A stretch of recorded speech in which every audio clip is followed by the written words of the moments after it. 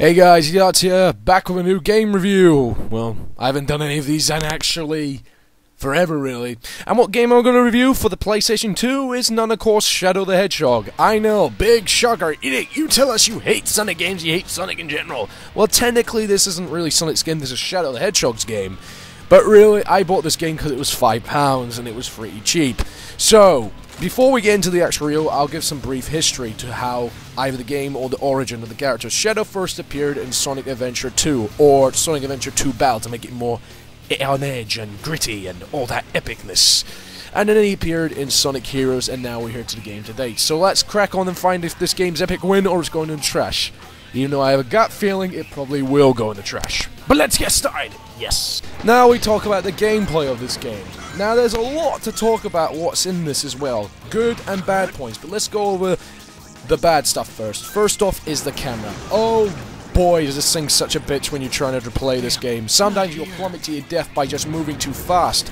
And also, speaking of moving, there's also the hit detection if you're trying to punch enemies or shoot them. Sometimes you'll get hit, or sometimes you'll punch them and you get flown off the course. Which is really annoying because you have a lot of cheap deaths in that game.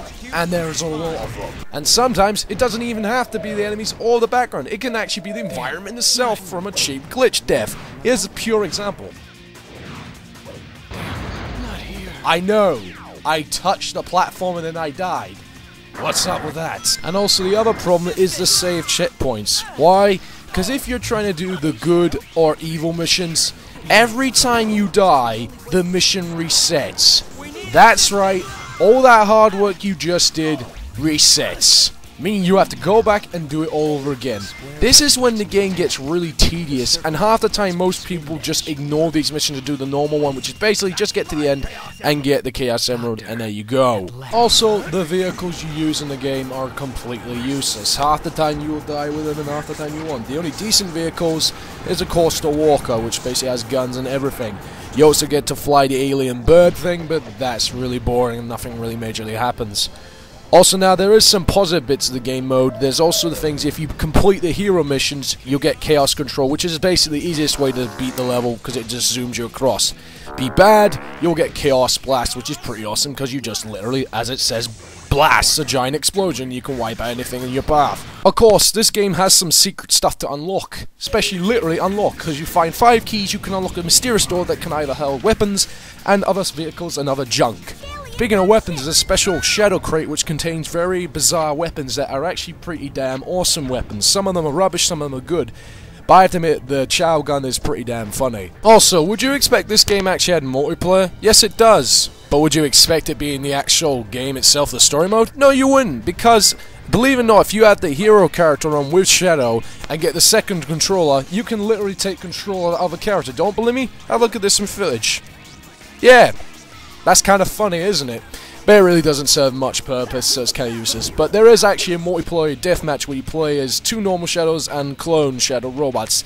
The problem fighting the clone Shadow robots, they have guns attached and they have limited ammo, like machine guns and grenade launchers, so pretty much you're going to lose every time. And the multiplayer suffers from very bad lag, and it's really just like, meh, just ignore it, because it's not that good anyway. Pretty damn lame multiplayer, might add. And now for the biggest one, the story. Oh, where do I even begin with this? There is so many plot points they try to pull in this game, and it's so stupid, but I'll give you the rough version how it begins. Basically, Shadow's wondering, who am I? And where am I from? And whatever do I do? And then this mysterious character called Black Doom, who has a very deep voice, says Shadow he wants the Chaos Emeralds, and Shadow says, okay, I'll do that for no reason, even though I don't know who the hell you are. So he runs off. Basically, the idea of choosing good and evil gives you different stories and different endings. The only problem with this, there is so many different plot turnings, it's just unreal. You don't even know how many it is. Usually in some games they give you like a good, evil ending, or neither ending. But this game gives you hundreds of endings with different boss battles. And guess what? Once you beat every single one, you have to have incredible patience for that, you get the last story. And you wanna know what's the annoying thing about it? It basically gives you the finger. right there saying you've wasted your time with the story because it ends differently. I'm going to sum this up for you because the last story is utter garbage. Basically what I meant by the finger remark, it means basically all the other endings have different twists, different turns, and basically you've earned all those endings and you've worked hard for it.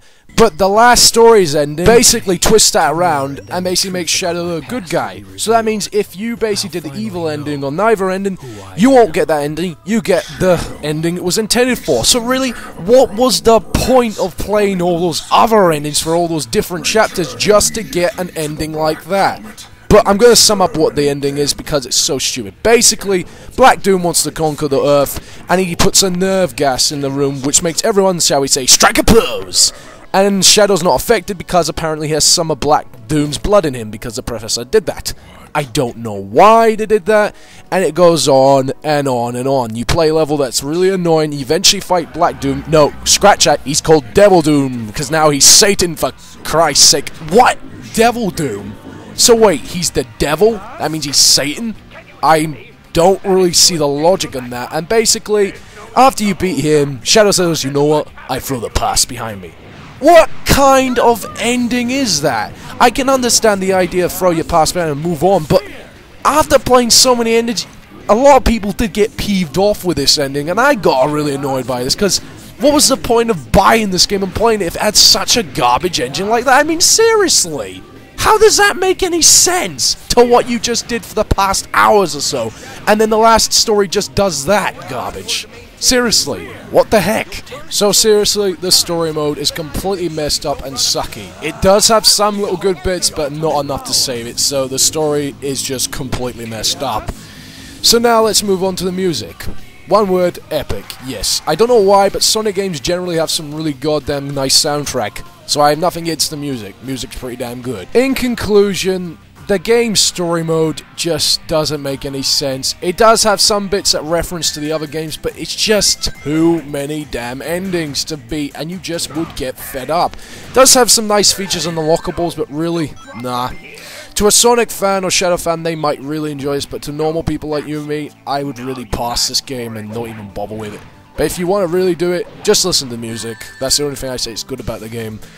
So yes, this is Edictarts signing out, and I'll give my verdict right now. Out of 10 out of 10, this gets a 6. I would make this lower, but I like the music a bit. Stop that! What? Wait! Abort!